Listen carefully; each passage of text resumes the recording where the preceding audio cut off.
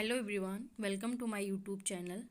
आज हम समाजशास्त्र की सभी परीक्षाओं में इमाइल दुर्खिम से पूछे जाने वाले लगभग सभी महत्वपूर्ण प्रश्नों को सॉल्व करेंगे।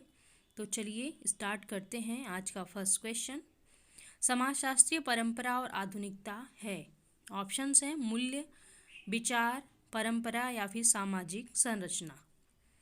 तो इसमें आपको राइट आंसर बताना है। तो इसका जो राइट आंसर है वो है ऑप्शन बी, विचार। नेक्स्ट है, समाजशास्त्रीय परंपरा और आधुनिकता किसका सम्मिलित रूप है। ऑप्शंस है मूल्यों और परंपरा का, मूल्यों और संस्थाओं का, समूह का या फिर सामूहिक संस्था का। तो समाजशास्त्रीय परंपरा और आधुनिकता में क्या सम्मिलित किया गया है वह बताना है आपको इस क्वेश्चन में। और इस क्वेश्चन का जो राइट आंसर है वो है ऑप्शन बी, मूल्यों और संस्थाओं का। बी ऑप्शन इसका राइट आंसर हो जाएगा।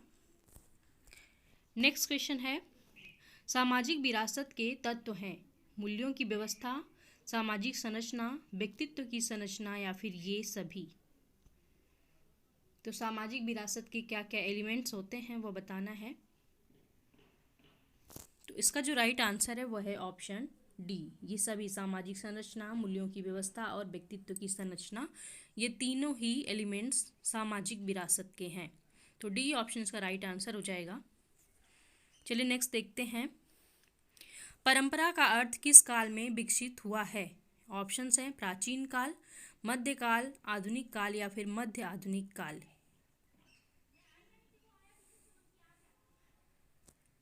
तो इसका जो राइट आंसर है वह है ऑप्शन सी, आधुनिक काल। कभी कभी हम कंफ्यूज होकर समझ लेंगे कि परंपराएं जो हैं प्राचीन काल में विकसित हुई, लेकिन इसका जो राइट आंसर है वह है ऑप्शन आधुनिक काल।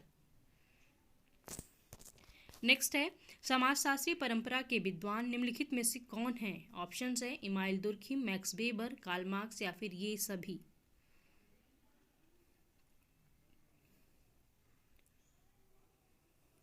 तो इसका जो राइट आंसर है वह है ऑप्शन डी, ये सभी। तो जब तक अभी हमने 5 प्रश्न परंपरा से रिलेटेड पढ़े, वो इसलिए क्योंकि इमाइल दुर्खिम इससे रिलेटेड हैं। अब हम आगे ये क्वेश्चंस करेंगे जो कि इमाइल दुर्खिम से रिलेटेड क्वेश्चंस होंगे। तो डी ऑप्शन इसका राइट आंसर है। चलिए नेक्स्ट क्वेश्चन देखते हैं, इमाइल दुर्खिम किस देश के समाजशास्त्री थे। ऑप्शंस हैं फ्रांस, इटली, जर्मनी या फिर पुर्तगाल। तो बहुत इंपॉर्टेंट क्वेश्चन है और ये जो राइटर है इमाइल दुर्खिम, ये बहुत ही इंपॉर्टेंट हैं, एग्जाम में बार बार पूछे जाते हैं। तो इनसे रिलेटेड आज हम जितने भी क्वेश्चंस करेंगे वो बहुत ही इंपॉर्टेंट होंगे और सभी एग्जाम में पूछे गए क्वेश्चंस हैं। तो इमाइल दुर्खिम कहाँ के रहने वाले थे। तो इसका जो राइट आंसर है वह है ऑप्शन ए, फ्रांस के। नेक्स्ट क्वेश्चन है, इमाइल दुर्खिम का सामाजिक तथ्य किस विषय पर आधारित है। धर्म, आत्महत्या, श्रम विभाजन, ये सभी। तो ये तीनों ही जो दिए गए ऑप्शन इस पे इमाइल दुर्खिम ने काम किया है। तो बताना है कि जो सोशल फैक्ट है या सामाजिक तथ्य है वह किस विषय पर आधारित है। तो इसका जो राइट आंसर है वह है ऑप्शन डी, ये सभी।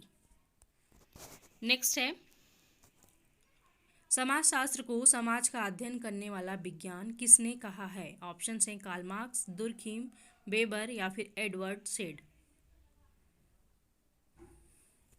तो किसने कहा कि समाजशास्त्र समाज का अध्ययन करने वाला विज्ञान है।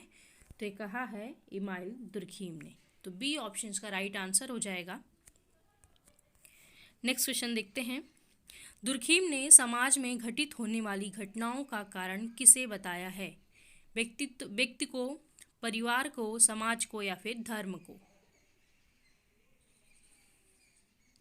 तो इसका राइट आंसर है ऑप्शन सी, समाज को। तो जैसा कि दुर्खिम के बारे में आपको पता होगा कि इन्होंने समाज को व्यक्ति से सर्वोपरि माना है। नेक्स्ट क्वेश्चन है, दुर्खिम ने किसे प्रधानता देने की बात कही है। ऑप्शंस हैं व्यक्ति को, विचारों को, समाज को या फिर नैतिकता को।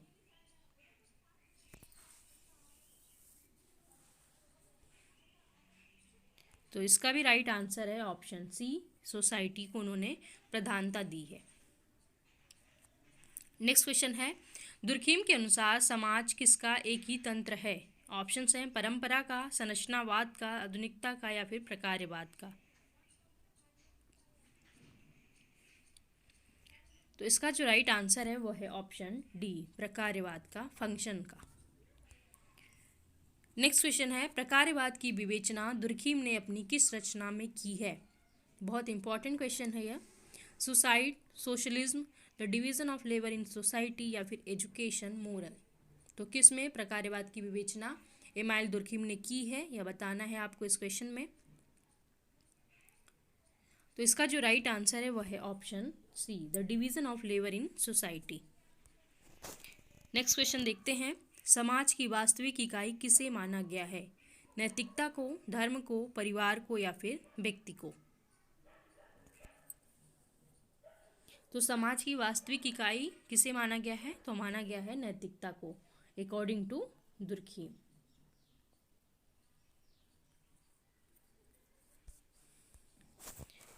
नेक्स्ट क्वेश्चन देखते हैं, दुर्खीम ने समाजशास्त्रीय सिद्धांत की अवधारणा उनकी किस पुस्तक में वर्णित है? Rules of sociological method, suicide, education and society या फिर सोशियोलॉजी ऑफ फिलॉसफी? तो दुर्खीम ने सोशियोलॉजिकल थ्योरी किसमें, अपनी किस पुस्तक में दी है, यह बताना है आपको। तो इसका जो राइट आंसर है वह है option A, rules of sociological method.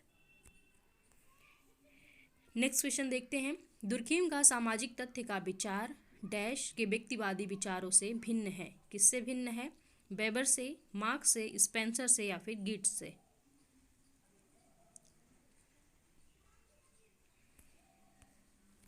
तो इसका जो राइट आंसर है वह है ऑप्शन सी, स्पेंसर से। अगला क्वेश्चन है, दुर्खीम ने समाजशास्त्रीय अध्ययन के लिए किसे अवैज्ञानिक माना है?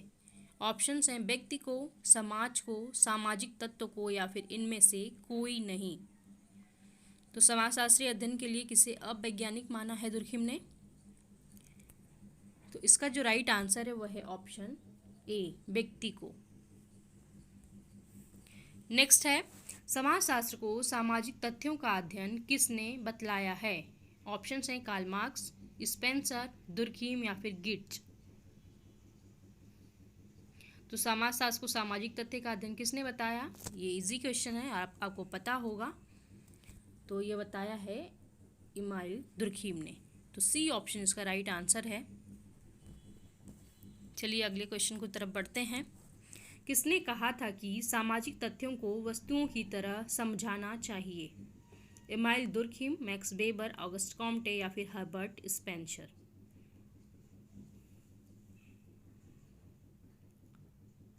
तो इसका जो राइट आंसर है वह है option A, email Durkheim. Next question है, समाजशास्त्रीय अध्ययन का प्रमुख क्षेत्र कौन सा है? ऑप्शन है समाज, सामाजिक तथ्य, व्यक्ति या फिर परिवार? तो इसका जो राइट आंसर है वह है ऑप्शन बी, सामाजिक तथ्य। चलिए नेक्स्ट क्वेश्चन देखते हैं, दुर्खीम ने सामाजिक तथ्य को किस रूप में देखा है? ऑप्शंस हैं विज्ञान में, भौतिक पदार्थ में, समाज में या फिर ये सभी?